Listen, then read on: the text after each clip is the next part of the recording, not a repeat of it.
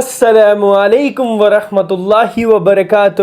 Comment section میں سلام کا جواب ضرور دیجیے گا۔ سورہ یوسف کا پارٹ 6 آج سے ہم سٹارٹ کر رہے ہیں۔ آئی ہوپ آپ نے 1 سے لے کے 5 تک سارے پارٹس دیکھے ہوں گے، نہیں دیکھے ہیں تو جا کے ضرور دیکھ لینا۔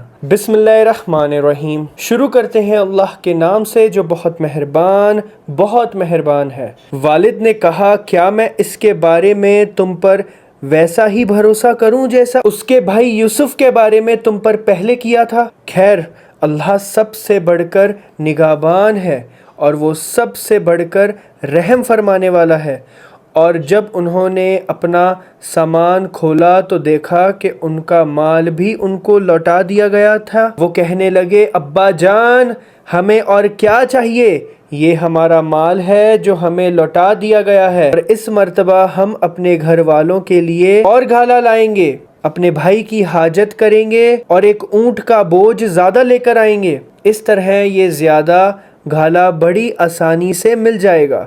والد نے کہا میں اس بنیامین کو تمہارے ساتھ اس وقت تک ہرگز نہیں بھیجوں گا جب تک تم اللہ کے نام پر مجھ سے یہ عہد نہ کرو کہ اسے ضرور میرے پاس واپس لے کر آؤ گے، الا یہ کہ تم واقعی بے بس ہو جاؤ۔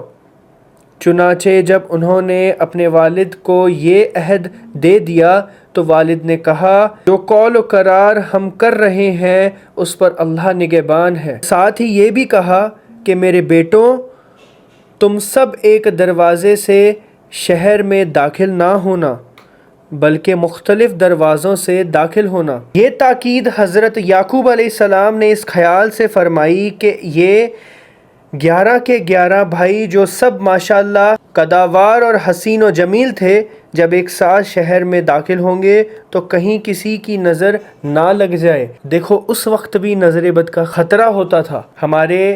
آپ دیکھ لیجئے پیغمبر بھی اپنے بیٹوں کو نظر بد سے بچنے کی تاکید دے رہے ہیں۔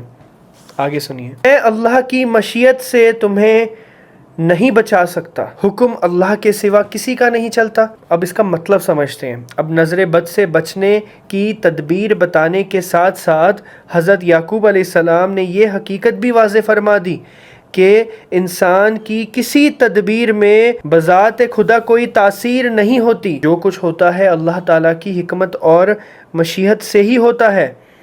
وہ چاہتا ہے تو انسان کی تدبیر میں اثر پیدا فرما دیتا ہے اور چاہتا ہے تو وہ بے اثر ہو جاتی ہے۔ لہٰذا ایک مومن کا کام یہ ہے کہ وہ اپنی سی تدبیر تو ضرور کرے، مطلب اپنی ایک کوشش تو کرے ایٹ لیسٹ، باقی ہر چیز اللہ کے ہاتھ میں ہے، لیکن بھروسہ اس تدبیر کے بجائے اللہ تعالیٰ ہی پر رکھیں۔ اب آگے سنیے، اسی پر میں نے بھروسہ کر رکھا ہے اور جن جن کو بھروسہ کرنا ہو انہیں چاہیے کہ وہ اسی پر بھروسہ کریں۔ اب ہم آگے سنتے ہیں۔ اور جب وہ بھائی اسی طرح مصر میں داخل ہوئے جس طرح ان کے والد نے کہا تھا، تو یہ عمل اللہ کی مشیت سے ان کو زیادہ بھی بچانے والا نہیں تھا، لیکن یعقوب کے دل میں ایک خواہش تھی جو انہوں نے پوری کر لی۔ بے شک وہ ہمارے سکھائے ہوئے علم کے حامل تھے، لیکن اکثر لوگ معاملے کی حقیقت نہیں جانتے۔ اب یعنی بہت سے لوگ یا تو اپنی ظاہری تدبیروں کو ہی مؤثر و حقیقی سمجھ لیتے ہیں، یعنی کہ اپنا جو وہ عمل کرتے ہیں، جو بھی وہ کام کرتے ہیں، اس کو لگتا ہے کہ بھائی جو میں کام کر رہا ہوں بس یہ میری وجہ سے یہ ساری چیزیں ہو جائیں گی، اتنی کوئی بڑی بات نہیں ہے۔ یا ان پر اتنا بھروسہ کر لیتے ہیں کہ انہیں کبھی یہ خیال بھی نہیں آتا کہ جب تک اللہ تعالیٰ کی تدبیروں میں تاثیر پیدا نہ فرمائے ان کا کوئی نتیجہ برآمد نہیں ہو سکتا۔ لیکن حضرت یعقوب علیہ السلام ایسے نہیں تھے۔ انہوں نے جب اپنے صاحبزادوں کو نظر بد سے بچنے کی تدبیر بتائی تو ساتھ ہی یہ بھی کہہ دیا کہ یہ محض ایک تدبیر ہے، لیکن نفع اور نقصان پہنچانے کا اختیار اللہ تعالیٰ کے سوا کسی کو حاصل نہیں ہے۔ اور جب یہ لوگ یوسف کے پاس پہنچے تو انہوں نے اپنے سگے بھائی بنیامین کو اپنے پاس خاص جگہ دی۔ اب روایت میں مذکور ہے کہ حضرت یوسف علیہ السلام نے دو بھائیوں کو ایک कमरे में ठहराया था। इसी तरह 5 कमरों में 10 भाई मकीम हुए। अब बिन्यामीन रह गए तो हज़रत यूसुफ अलैहिस्सलाम ने फरमाया कि ये मेरे साथ रहेंगे। इस तरह उन्हें अपने सगे भाई के साथ तन्हाई का मौका मिल गया, जिसमें उनको बता दिया कि मैं तुम्हारा सगा भाई हूँ। बिन्यामीन उस मौका पर कहा कि अब मैं इन भाइयों के साथ वापस जाना नहीं चाहता। इसके लिए हज़रत यूसुफ अलैहिस्सलाम ने तदबीर इख्तियार की, जिसका ज़िक्र आगे आ रहा है। अब आगे देखिए। और उन्हें बताया कि मैं तुम्हारा भाई हूँ, लिहाजा तुम उन बातों पर रंजीदा ना होना जो ये दूसरे भाई करते रहे हैं। फिर जब यूसुफ ने उनका सामान तैयार कर दिया तो पानी पीने के प्याले अपने सगे भाई के कज्जावे में रखवा दिए। फिर एक मुनादी ने पुकार के कहा कि ए काफिले वालों, तुम चोर हो। अल्लाह अकबर। अब यहाँ कुदरती तौर पर यह सवाल पैदा होता है कि खुद अपनी तरफ से प्याला उनके सामान रखने के बाद इतना वसूख के साथ उनको चोर करार देना कैसा जायज़ हो सकता है।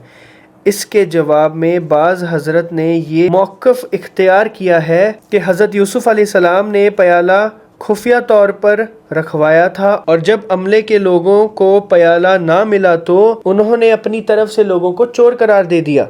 हज़रत यूसुफ अलैहिस्सलाम के हुक्म से नहीं, लेकिन जिस सयाक में कुरान करीम ने ये वाक़या बयान फरमाया है उसमें ये एहतिमाल बहुत बाईद मालूम होता है।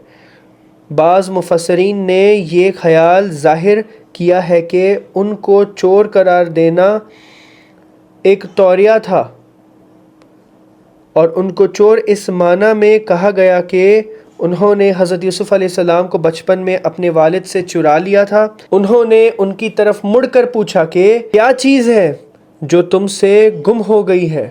उन्होंने कहा कि हमें बादशाह का पैमाना नहीं मिल रहा। अब ये शाही पैमाना था और बज़ाहिर कीमती था, वरना उसकी तलाश में इतनी मेहनत ना की जा रही होती, और जो शख्स उसे ला कर देगा उसको एक ऊँट का बोझ इनाम में मिलेगा, और मैं इस इनाम के दिलवाने की ज़िम्मेदारी लेता हूँ। वो भाई बोले, अल्लाह की कसम, आप लोग जानते हैं कि हम ज़मीन में फ़साद फैलाने के लिए नहीं आए, ना हम चोरी करने वाले लोग हैं।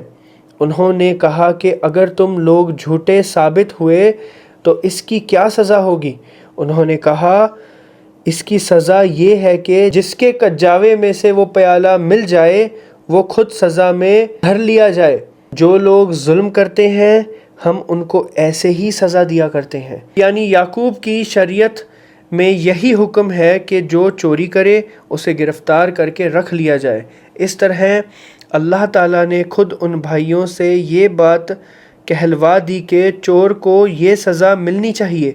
चुनाचे वो सज़ा दी गई, हज़रत याकूब अलैहिस्सलाम की शरीयत के मुताबिक दी गई, वरना बादशाह के कानून में चोर की पिटाई की जाती थी और जुर्माना आयद किया जाता था। हज़रत यूसुफ अलैहिस्सलाम ने भाइयों से ये सवाल इसलिए फरमाया कि उन्होंने हज़रत याकूब अलैहिस्सलाम की शरीयत के ख़िलाफ़ फ़ैसला ना करना पड़े और भाई को अपने पास रखने का मौका मिल जाए। मतलब वो अपने भाई बिन्यामीन को अपने पास रखना चाहते थे, इस वजह से उन्होंने ये सब किया। अब आगे की क्लास में हम ये जानेंगे कि किस तरह से हज़रत याकूब अलैहिस्सलाम को जब ये चीज़ के बारे में पता चलेगा कि उनका सबसे छोटा बेटा बिन्यामीन, अब उसको भी ये 10 भाई छोड़ के आ गए हैं, तो वो क्या करेंगे।